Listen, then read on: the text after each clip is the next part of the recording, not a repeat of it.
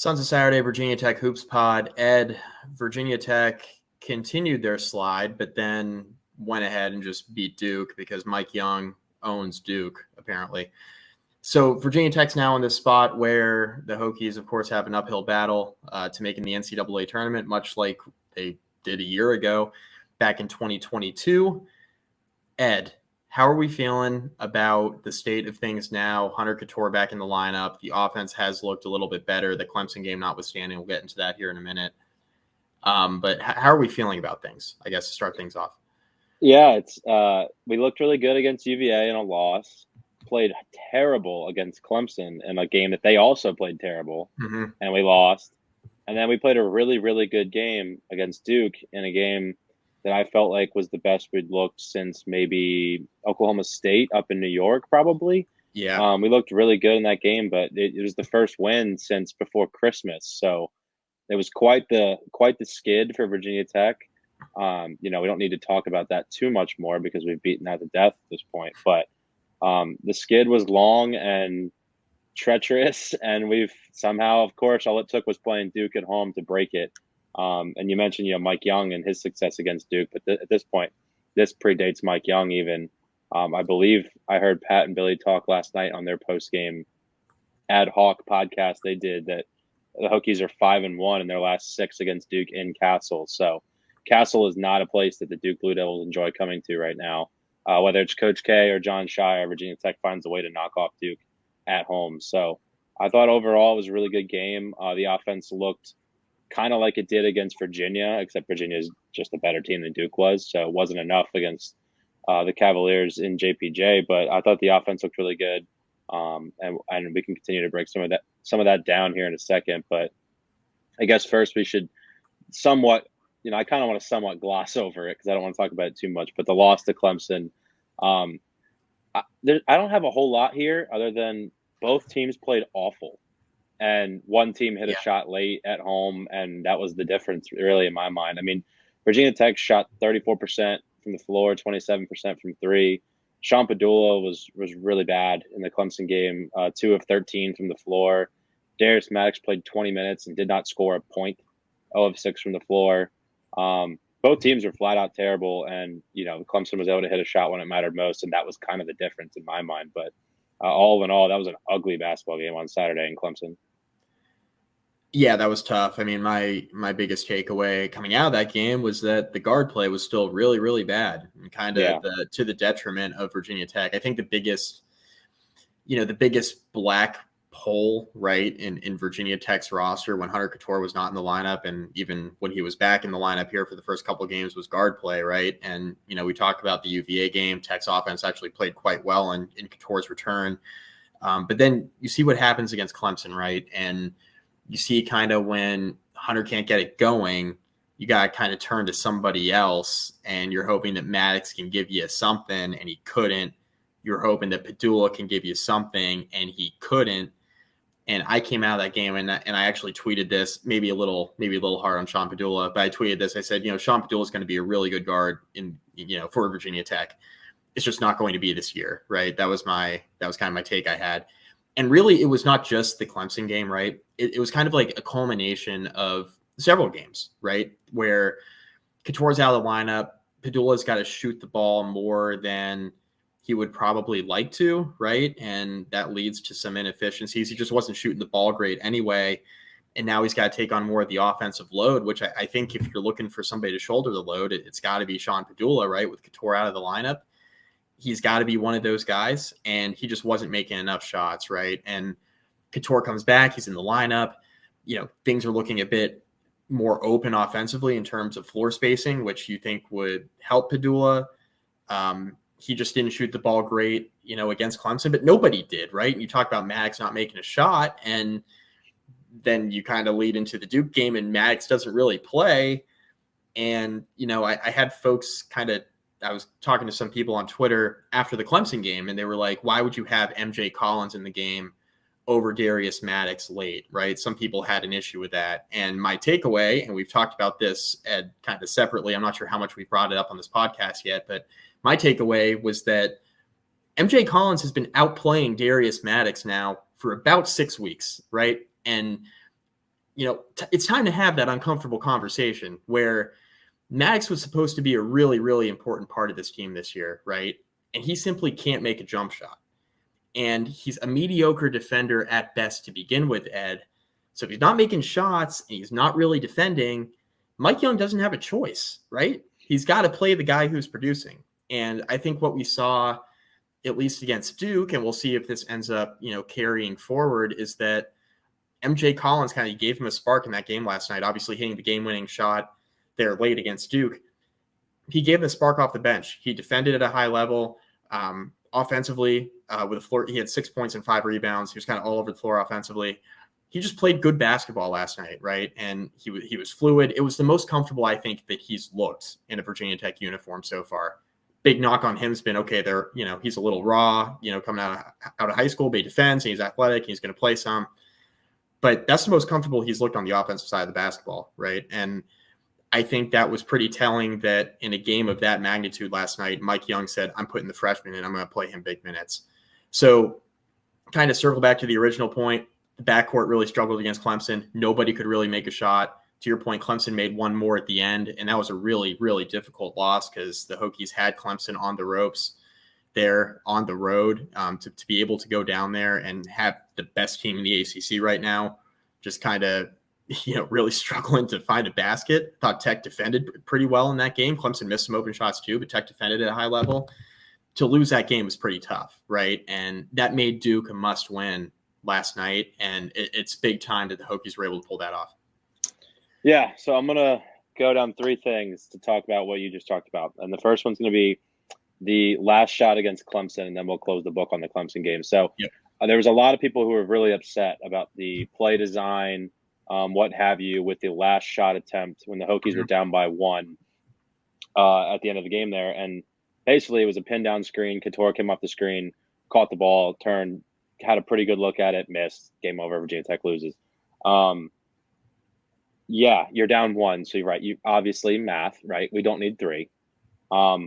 Please tell me who else you would like taking the game-winning shot, because my answer every single time is going to be Hunter Couture. Thank you. He's the best shooter in the team. He's one of the best shooters in program history. He's one of the best shooters in the ACC. Him off of a practice shot, which that is a practice shot. For good shooters, they practice coming off that little curl, catching the ball, turning, squaring up to the rim, and knocking it down. It was a good look at it. It was a good play design. It unfortunately did not fall. And it kind of reminded me of some times last year where Virginia Tech just couldn't get good looks to fall during their crazy losing streak last year. So I'm not upset about that play call, that play design.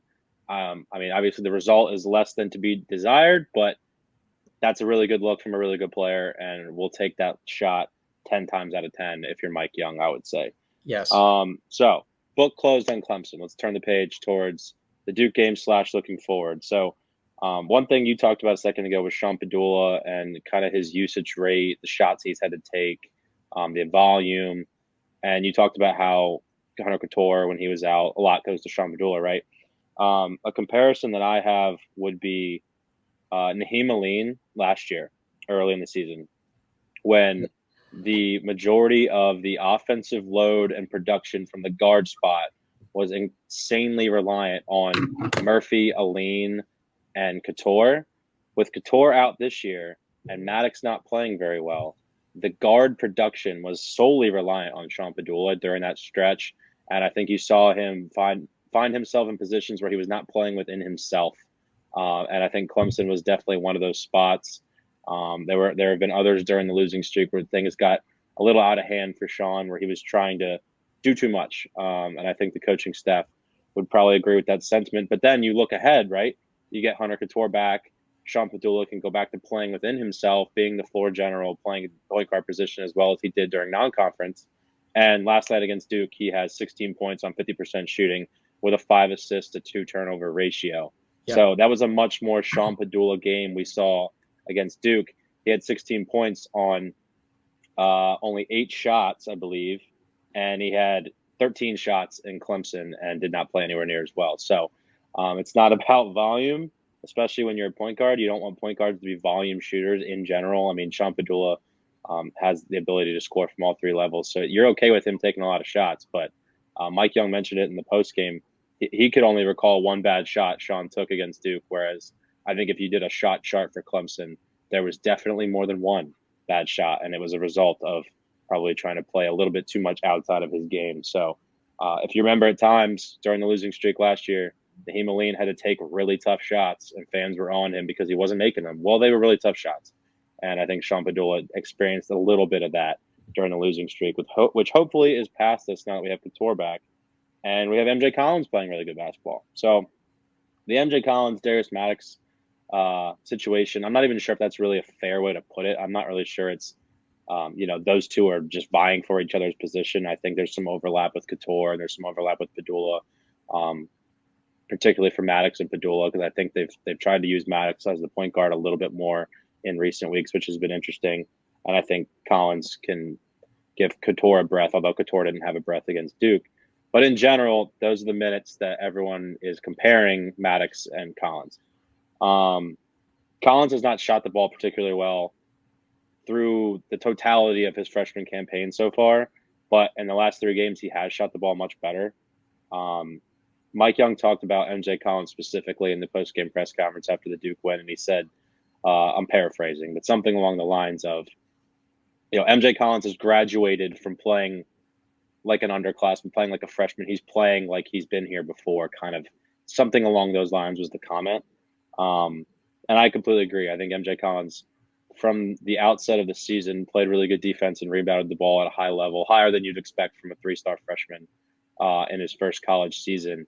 But now he's finding the offensive game. So he's shooting the ball better. He's becoming somewhat of a threat from three-point land. He's hit a few. I think he had 2 at UVA. He had 2 against Duke. I can't remember how many he had at Clemson.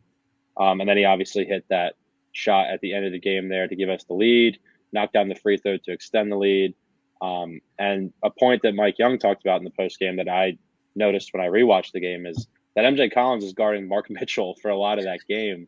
Mark Mitchell is 6'8" and was the number 20 player in the class. MJ Collins is 6'4" and was the number 186 player in the class. Strap up. And the way Mike Young put it in the presser is good luck. And MJ Collins did a really good job against a freakishly talented player in Mark Mitchell. So all around, MJ Collins has continued to come on. And my point on the Collins-Maddox debate all year has kind of been, the only thing that Maddox was doing better than Collins up until now, and I don't know that that's the case anymore, was shooting the basketball. And if Collins ever figured out how to shoot the basketball, those minutes were going to become very distorted in one way versus the other, because MJ Collins does everything else better, at least in my eyes. Clearly, the staff perceives it that way as well, at least for the Duke game. Maybe not long-term. We'll see how things shake out with those 2 minutes distribution. But for the Duke game, Maddox played 6 minutes, took 0 shots. MJ Collins played 22 minutes and finished 2 of 4 from the floor and 1 of 2 from 3, with obviously that free throw at the end as well. So we'll see how that minutes distribution looks moving forward. But I would anticipate seeing a lot more MJ Collins the rest of this year and moving forward if you're a Virginia Tech fan. Yeah, I agree. And one of the things kind of coming out of the Clemson game that I was kind of looking for is how is Virginia Tech going to, adjust in terms of their lineup with Maddox struggling and Collins kind of continuing to come on. What was the rotation going to look like? Because I think a big reason why Tech struggled, it really was the role loss, right? Because you lose Couture, and now you have Basili, who's new. You have Padula and Maddox in new starting roles, and now you have Hunter Couture out of the lineup, right? So really, it was only Justin Mutz who was kind of in that ACC starting role before, and he was the only one in the lineup I felt like that had that kind of experience. It was kind of like the calming presence, but even Mutz wasn't playing really that well. So it was kind of this kind of conundrum going into Duke, was like, what's the rotation going to look like? This is, Couture's 3rd game back. Now his feet are kind of starting to get back under him. How's this going to look? And to my surprise, Young goes away from Darius Maddox almost completely, right? And that was surprising to me. Not because I didn't think that Collins could do it. I thought he could. I thought he should be playing. But I wasn't sure that Mike Young was going to kind of pull that trigger and play Collins as much as he did. So that was surprising to me. But, he stepped up and in a big spot, played extremely well. Couture shot the ball well last night, obviously, hit 5 threes. Padula, I tweeted this during the game. As hard as I've been on Padula, he was balling last night, man. Like he was playing really well. Now I will say defensively, a couple of weak closeouts, especially late, right on that tying 3, that was a killer. Yeah. Late on the. I want to talk about that a little bit because you described it as a closeout. I don't even know if it was a closeout. I think I noticed this too when I watched the condensed game this morning. There's a little bit of ball watching going on that I think is putting him in bad positions. It happened in the first half on a Tyrese Proctor 3. It happened again late in the game on the one that tied the game. And then it almost happened again on the one that Proctor fortunately missed if you're a Virginia Tech fan. But it was almost the same play. A pass, and Proctor just back cuts right behind Padula. Padula's ball watching. Proctor gets a good look at it and fortunately missed. But a little bit of ball watching, I would say. The off-ball defense is making Sean's life harder when he is on ball because he's always recovering, it seems like. So I'm sure that's something he will get straightened up. But yes, I did notice that as well. It was definitely lackadaisical when he was off ball. Late rotation, weak closeout. Again, not even really a closeout. He didn't really get his hand up until after the shot was up. Yeah, it was not good. And he knew too. Like you could tell by his body language, he knew like right away. Tyrese Proctor one that was to tie the game up. Padula knew it was on him. Like I mean, he immediately was like, "Oh, like he knew that was bad." And hopefully that'll be a point of emphasis moving forward. But yeah, his off-ball defense made his life on ball much more difficult. You talked about Couture, 15 points, only shot threes, did not take a 2-point field goal all game. On brand. And then I want to talk about Basili a little bit. What a game. I mean, an absolute monstrous game from Grant Basili. And, you know, he's had a few of those now in a row where outside of Clemson where Grant Basili's playing some really good basketball right now. He is. He's finding his way, and he was very physical. That was the most physical I've seen him outside of maybe the Syracuse game up in the Carrier Dome. I thought he played really physical up there. But he looked awesome yesterday. He finished with 24 and 8 on 10 of 15 from the floor. That's an extremely efficient game from Grant Basili. And a lot of it was down in and around the rim, which is what you'd love to see against a team that is just completely loaded with 7-footers. So hats off to Grant Basili on an awesome game. Yeah. In a game where a bunch of players played well for Tech, Basili stood out. I mean, the 24 100%. Points leading the way. I thought that was the most impressive he's looked all year. You talked about kind of the toughness, right? That's where we've been critical of him on this podcast this year is, you know, we've talked about how he just needs to be a little bit tougher underneath, right? You're playing in the ACC now. Things are a little bit different. I felt like collectively, right, last night as a group, I just thought Virginia Tech came out with more of a swagger and kind of more of a, like, we need this game real bad. And Tech played with a sense of desperation last night that I think's been missing, right? You saw some of it, I thought, for as poorly as Tech played against Clemson. I had that kind of similar feel late. It felt like Tech was, you know, they were going after every loose ball. You know, there was a sense of desperation in that Clemson game. So it was a real dagger when they didn't win, right? And you felt that again last night at home, right? It's a big Monday game. It's a blackout at Cassell. Unbelievable crowd. Big time matchup. It's still Duke. I know Duke's a little down. It's still Duke, right? And they still got really good players, the top prospects in the country. They're still a really good team. You just felt like there was a sense of desperation out of this team last night. And you just hope that Tech continues to play with that kind of intensity now moving forward, because every game down the stretch here, we'll get into the resume here in a second, every game down the stretch here throughout, you know, the rest of this month and into February, much like last year, Ed, it's going to be extremely important. And, you know, folks are saying during the losing streak, they're talking about, oh, no way Tech can make another run, right, this year. No way they can do it. My question is, like, why not, right? Why not? This ACC is wide open, Ed. UVA is really good. Clemson, Tech's been in 2 tight games with Clemson, right? Like, this is not a Clemson team, in my opinion, that's like unbeatable, right? There are winnable games in the ACC. Tech takes down Duke last night. A lot of winnable games. The conference is wide open. Tech's already beat Carolina, right? Like, there are some games here down the stretch I think are going to be really important. A couple games against Miami. You gotta try to win one of those at least, right? But, it all starts Saturday, right? You're bringing Syracuse down to Cassell. You lost a tough game up at Syracuse, towards the beginning of conference play. This is a game that you really, really need. And it's at home, and you got to start stringing them together, Ed. Yeah, and Syracuse comes into town. I think you'll see a Darius Maddox resurgence in terms of at least his minutes. I think the MJ Collins Maddox situation will probably be largely situational. Duke is a really big physical team with really good athletes, hence the injection of MJ Collins because he also can match that athleticism. But against the zone, back in Cassell, I think you'll see. Darius Maddox play, and I think he'll probably play well. I wouldn't be surprised if he knocks down a couple threes. But I agree. I mean, you find yourself in a position where you're basically playing NCAA tournament games from here on out, right? You got to win them all, if not most of them. So you look at the schedule; it's very doable. I think we're through maybe the hardest stretch. Like if you had to take a 5-game stretch and break it down, this was probably the hardest one recently. The Clemson game would have obviously been a huge, huge feather in the cap for this team and their resume moving forward. But there's plenty of those opportunities left. You mentioned Miami. You got UVA at home still. I mean, other than that, it's kind of just a bunch of do your job games. Games you'll probably be favored in, take care of business. Virginia Tech sits at 12 wins right now with, I believe, 13 and 11 games to go.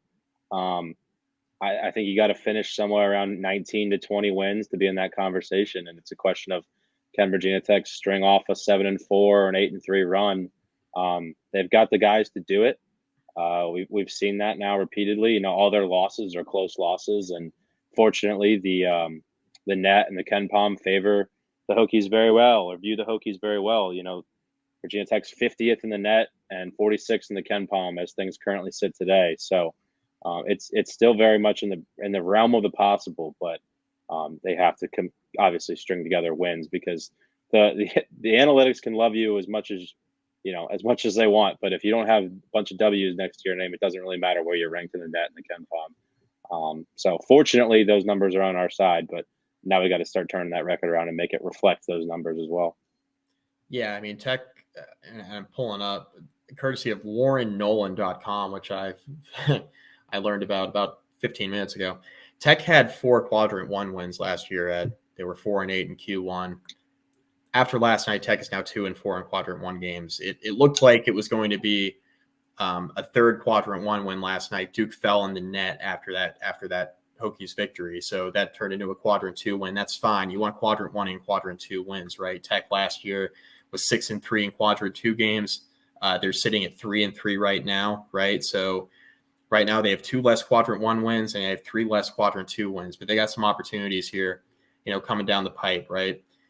Syracuse is going to be a really important game at Cassell on Saturday. Hokies absolutely have to have it. You go on the road to Miami after that in the middle of next week.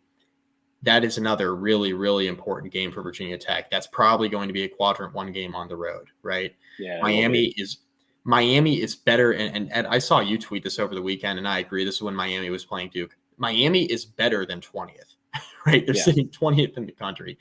They got a really, really good team, right? And Tech's got 2 games against them here coming up.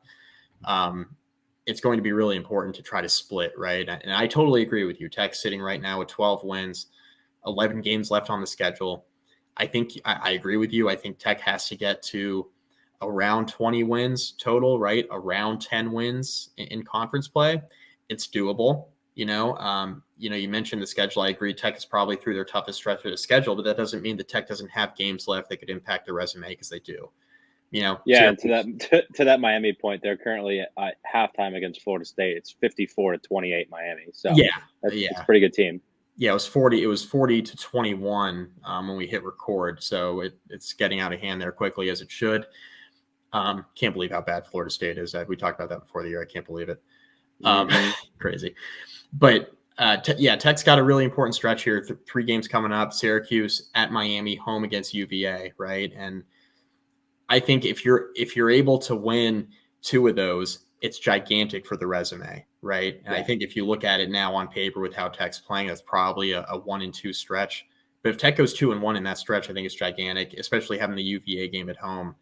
Having a swing at Miami on the road is going to be tough. Getting Syracuse at home, I think, is big, coming off that Duke win. There can't be any letdowns now, though, right? No. There can't be any letdowns. You can't go on the road against a bad Notre Dame team and lose. You can't do that. You can't lose to Boston College at home. You can't go on the road to Georgia Tech and lose. You can't lose on the road at Louisville. You can't lose to Florida State at home to close out the regular season. Avoid those types of games, Ed, right? If you're going to lose games, lose to UVA, lose to a Miami, lose to a Pittsburgh at home even, which, you'd rather have that game than not. But don't add up quadrant 4 losses and quadrant 3 losses, right? Like you got to win the ones you're supposed to win now. There's no margin for error. Couture's loss was huge, and the team didn't play well in that stretch without him. And now your back's against the wall, just like it was a year ago. But I think there are plenty of opportunities here for Virginia Tech down the stretch of their schedule. They're in, I think, a better spot than they were a year ago in terms of the net and kind of where they were at. I know at this time a year ago, Tech didn't have 2, almost 3 quadrant 1 wins, right? They had to go to the ACC tournament and beat a North Carolina and a Duke on a neutral floor to get a couple of those quadrant 1 wins. So Tech's already in a better spot than they were a year ago in terms of Q1 wins. But you got to start stacking the W's now, Ed. Like you mentioned, analytics can love the Hokies all they want. Thankfully, Tech played well in the non-con, right? We talked about that probably being important if, something were to happen. Well, something happened. Tech lost 6 straight. So, you're in a spot now where back's against the wall, really important stretches scheduled in front of you. You got to start stacking wins, right? Duke's a really good starting point. You welcome Syracuse to town on Saturday. Syracuse is a decent team. You got to try to get that win. Yeah, and I mean, if you look at the breakdown for the rest of the year, there's 6 home games, 5 away games. If you go 5-1 at home and 3-2 on the road, you finish 8-3. You're at 20-11 on the year, I believe. So, 20-11 on the year. I think you find yourself in the NCAA tournament. So hold serve at home, split with Miami, maybe steal that UVA game, and then handle your business on the road. I mean, let's break it down, Mike. Let's just play this game. Yep. Syracuse is a home game. UVA, Boston College, Pitt, Miami, Florida State. I see no reason Virginia Tech can't go 5-1 in those home games. I mean, I agree with you.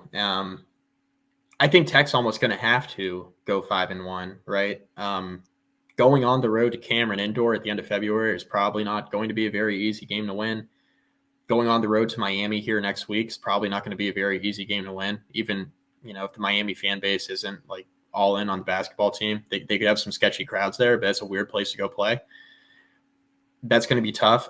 I mean, the home schedule here, there are important games at home. The students have been showing up at Cassell, even with Tech not playing very well, which is huge. The fan support's there. It's been there all year. There's no reason why Tech couldn't, at worst, go 4-2. I mean, I think if Tech goes 5-1 at home, I think they're in a great spot, Ed, because then you're talking about a position where Tech has had at least a couple of quadrant 1 wins, right? Virginia, and then maybe that Miami game. We'll see where Miami's at, later in February. Pitt is a good team this year. That's not going to be an easy game at Cassell. You get that win. At worst, a quadrant 2 win. But just kind of take the analytics out of it. Like you mentioned, Tech goes 8-3 down the stretch. That puts them at 10 conference wins, or 10-10 in conference. It'd be 20-11 overall.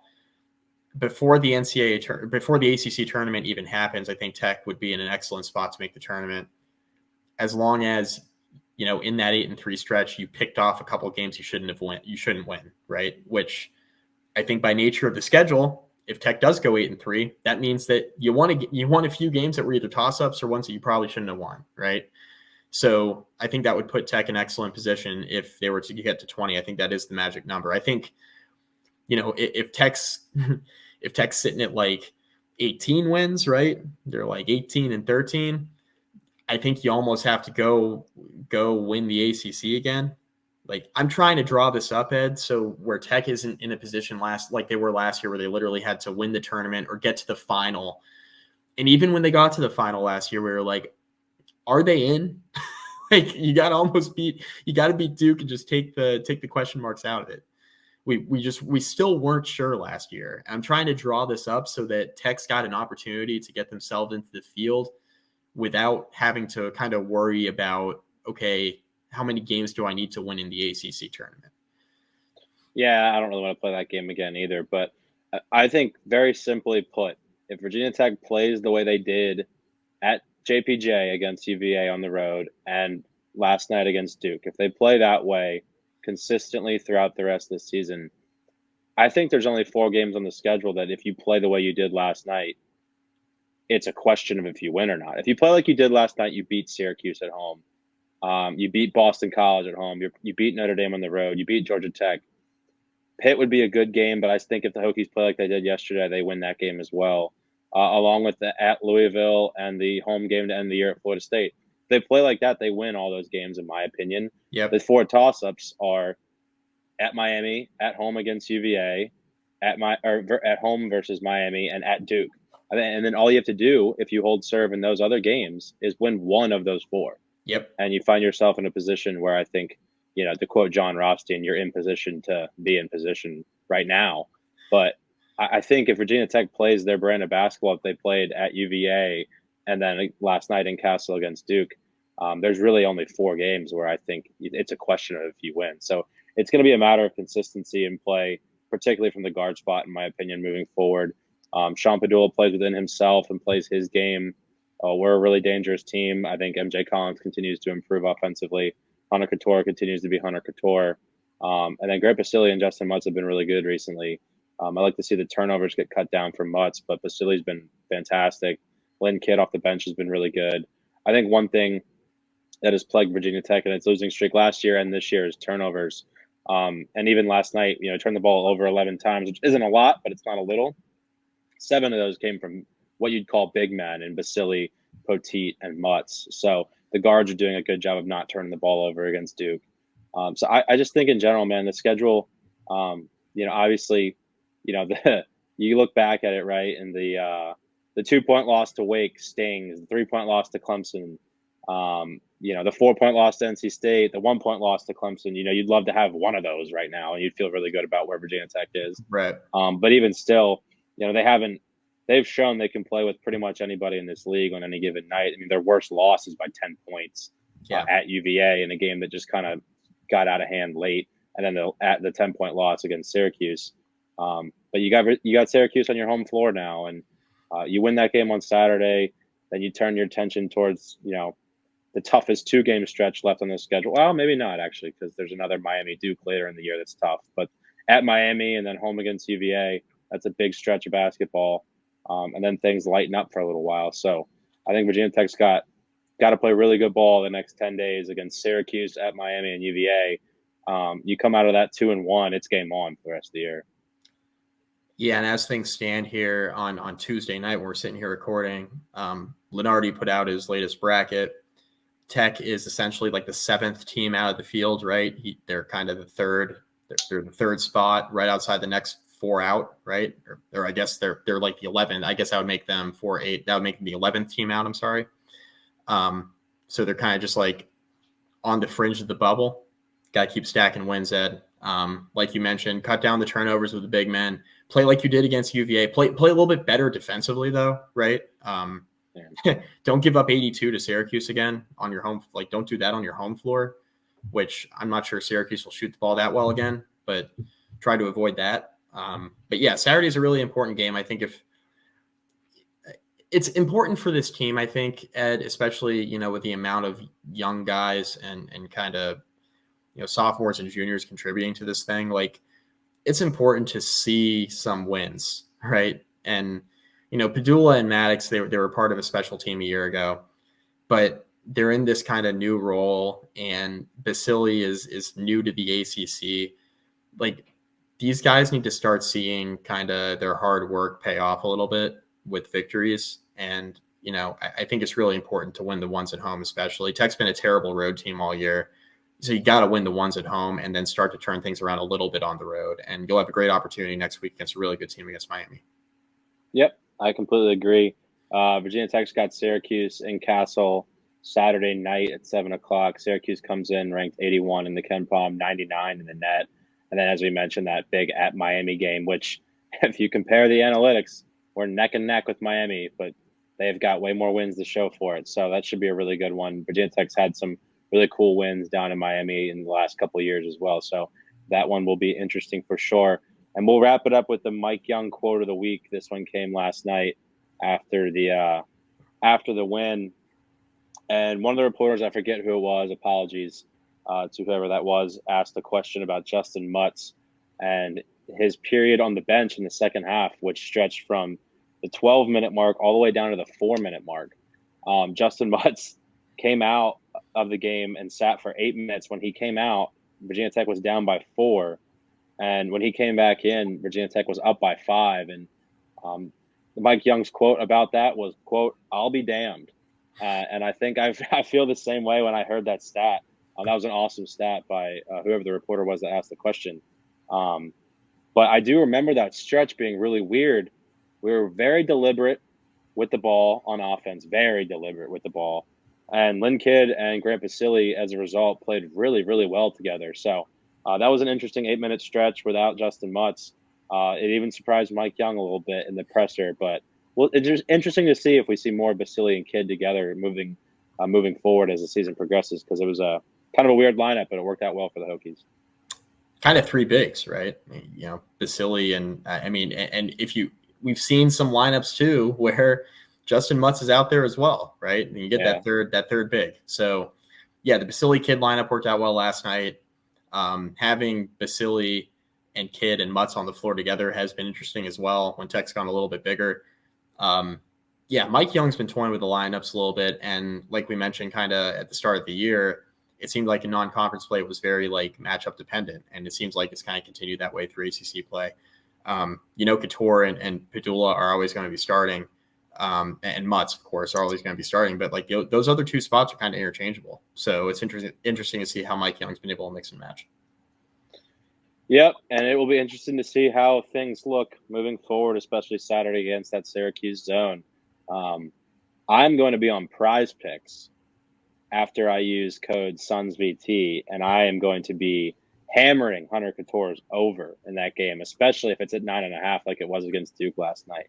Hammer Couture's over as he knocks down some threes against that Syracuse zone. But that's all I've got for tonight, Mike. Go ahead and sign us out. Big one on Saturday at Cassell. Students in town, locals in town, go support the Hokies Saturday night. They're going to really, really need this win. Should be a great atmosphere, so go out and support them. Ed, we'll probably talk. This Miami game is next Tuesday night. We might be able to squeeze in a recording Monday. If not, we'll wait until after that Miami game. But at the very least, Tech needs this on Saturday, right, against Syracuse. Huge game. A lot of tournament implications here. Don't sleep on Syracuse's analytics. They're a pretty good team. Tech's already lost to them once. They're scrappy. They shoot the ball well, and that zone is really annoying to play against. So Tech's going to have to execute well, and we'll kind of see what happens on the other side of that, Ed. So until next week, Ed. Go Hokies.